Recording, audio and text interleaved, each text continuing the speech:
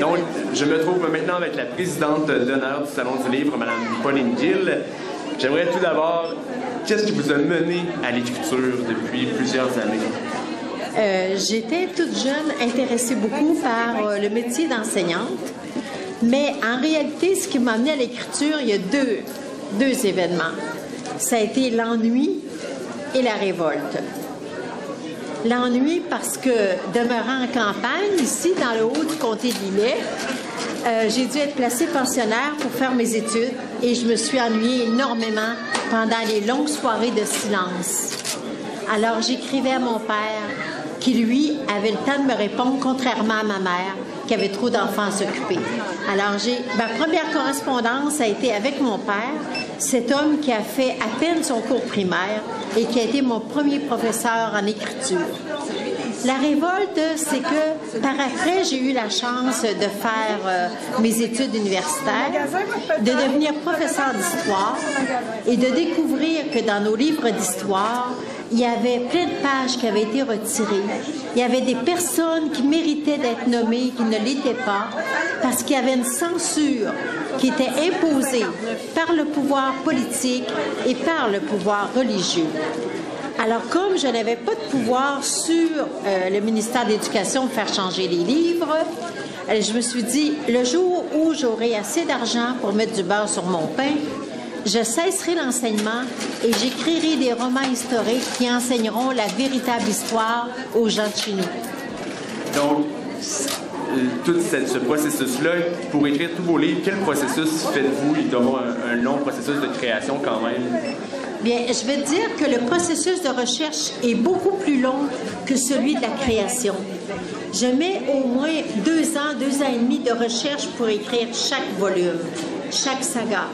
Et bien des fois, je suis obligée d'engager des assistants à la recherche pour le faire aussi, parce que moi, je sors de l'anonymat des personnalités qui ont vraiment existé et qui auraient mérité qu'on parle d'elles. Donc, il faut que ce soit archivé au maximum.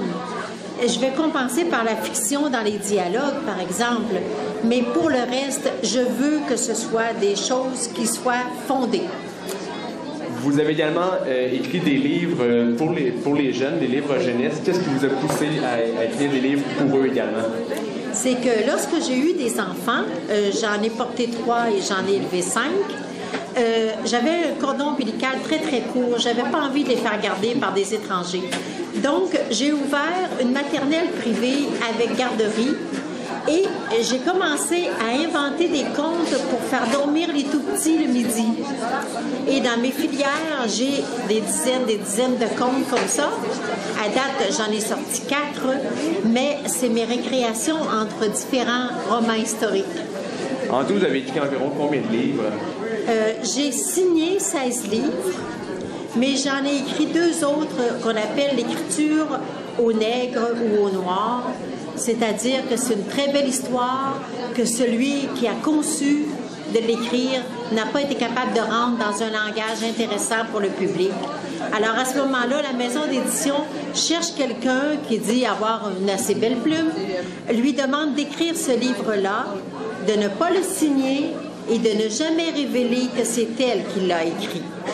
Alors, où c'est difficile, c'est lorsqu'un de ces livres-là gagne un grand prix et que le pseudo-auteur ne prend pas la peine de te remercier, même dans l'intimité. Et pour la suite, comptez-vous encore écrire plusieurs livres? Avez-vous encore des idées, des histoires à conter? Oh, j'ai une belle brochette sur ma table de travail. Et celle que je vous prépare actuellement, qui va vous arriver vers le 4 février, c'est une nouvelle trilogie. Et cette fois, elle va porter sur une fille de chez nous qu'on a encore absolument occultée.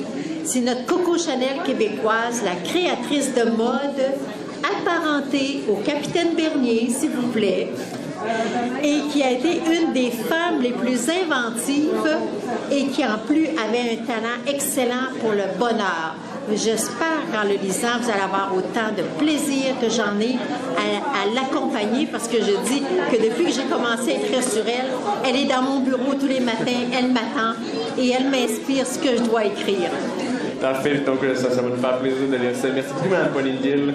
Merci beaucoup de cette entrevue. Bon automne. Merci.